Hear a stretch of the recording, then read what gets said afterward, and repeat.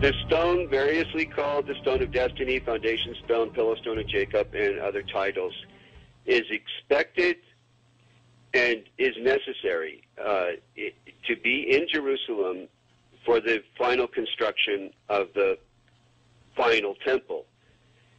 The Jews believe that that temple, and not all Jews, but most of the Jews today, active in rabbinical orders that are preparing to, conduct all the rituals in the final temple as we speak, believe that all articles that were in Solomon's temple have to be returned if they're known to exist. If they're not known to exist, then it's a different matter. But all those that are known to exist must be returned and would then go into use again in the final temple. Buff believes that Nicholas and Helena Roerich aligned their Chintamani stone with the Stone of Destiny in order to sensationalize their own cause. But others continue to believe that Roerich's stone was from the stars and had real power. The Roerichs themselves were known for tapping into the supernatural realm. The Roerichs were particularly eccentric. Helena Roerich spent much of her lifetime channeling a spirit that called itself Master Mariah, the same spirit that inspired Madame Blavatsky to declare that Lucifer was God. We told you earlier about the letter from Zena Fosdick that describes the contents of the Rajput casket placed inside the cornerstone of the Master Building.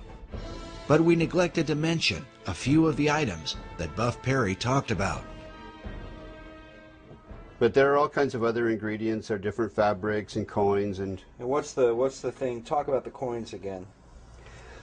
Well, these are in some cases coins that materialized out of what would be considered occultation, out of the other world, in different meetings and sessions that were held by the Roerichs.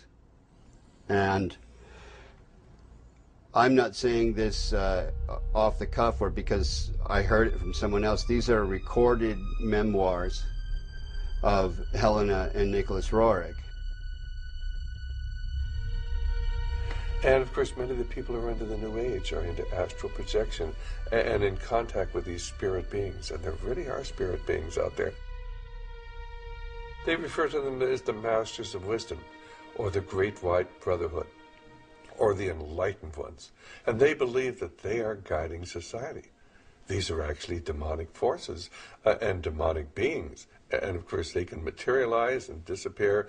The average individual says, oh, that can't be true. And yet it is true. And when you talk to the people who are dealing with this, they come in contact with this many times. They have accessed this other dimension, which is truly a demonic dimension. And of course, tragically, it's becoming increasingly apparent here in America as we turn our back on God, and we're not really a secular society. We've gone from being a Christian society to a secular society, and now a society dominated by the occult forces, of which are intent upon ruling the world. If it's true that the Roerichs were in contact with the spirit realm, is it then possible that these same powers could have somehow influenced the design of the dollar bill?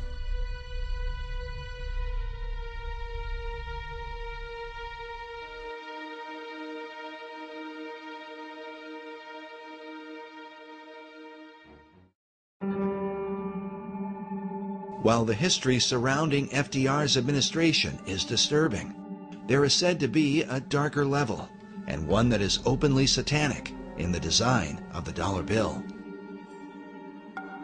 These allegations begin with a group founded in Bavaria in 1776, known as the Illuminati. The order was founded by a man named A.R.M. Weishaupt, with the alleged purpose of perfecting society. The symbolism of the dollar bill, A.R.M. Weishaupt, do you really think it has anything to do with the Illuminati, in your opinion? Is the Illuminati to be defined as Freemasons and Rosicrucians and other secret society members? If that's the case, then yes, I believe the symbol on the dollar bill, the truncated pyramid, is directly related to the Illuminati, because Roerich was the Illuminati. In the 18th century, the original order was thought to have a bloodthirsty agenda, and it was believed that they secretly worshiped Lucifer. George Washington warned about the Illuminati in his letters, while Thomas Jefferson and Benjamin Franklin were thought to be members of its inner circle. Which brings us to our next speaker. He claims to have been raised in a modern Illuminati family that dates back to the 1700s. He says that, as a child, he was made to practice black magic and witchcraft. His name is Doc Marquis. My family goes back into the Illuminati all the way back to 1789. Of course, we have no way of either confirming or denying Doc's claims, but it is worth noting that he has acted as an expert on the occult for law enforcement and the FBI. According to his publisher, in the past he has appeared on and consulted for Geraldo Rivera and Oprah Winfrey, and for shows like Hard Copy, Inside Edition, and Unsolved Mysteries. Doc has been a Christian since 1979, but he says that part of his upbringing in a family that worshiped Lucifer was to be taught about the secret Illuminati symbols of the dollar bill, and that understanding them begins with the Rothschild dynasty. A.R.M. Rothschild had made a very interesting and profound statement. He said, "Allow me to control and issue the money of a nation, and I care not who writes its laws." And he was right. Meyer Amschel Rothschild is called the founding father of international finance. In 2005, Forbes magazine ranked him 7th on their list of the 20 most influential businessmen of all time. All this happened back in 1776, and this was during May 1st and shortly thereafter. The significance behind that is that on May 1st, 1776, Dr. Adam Weishaupt, who was a defunct Jesuit priest, who was given the chair of the professorship of religious studies at Ingolstadt University, was approached by Meyer Amschel Bauer, who would later change his last name to Rothschild, along with 12 of his most financially influential friends. They knew Weishaupt at that particular time was not only a genius when it came to the occult world, but Weishaupt also had an axe to grind, because it was the Catholic Church that just recently defrocked him.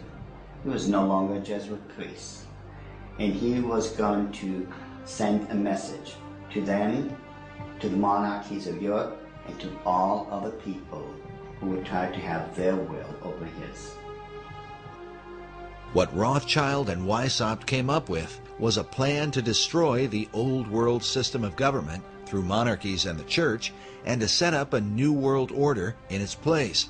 This is said to be the great plan of all the secret societies. So what happened? Meyer Amschel Bauer approached Weishaupt and basically told him, "We know you've got the occult knowledge and genius to put it all together. We've got the money. You do it, we'll back it." Just to paraphrase what really happened. So in 1773, Weishaupt started creating what had never been created before.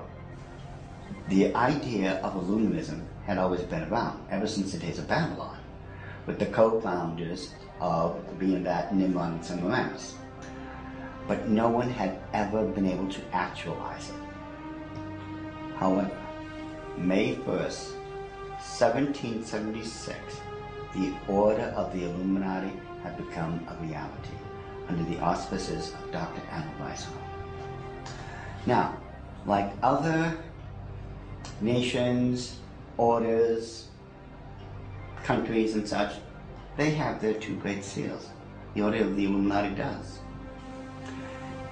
Those two seals can be found on the back of a $1 bill. People mistake those to be the two great seals of the United States of America. They are not. Those are the two seals of the order of the Illuminati. And I'm going to explain it to you.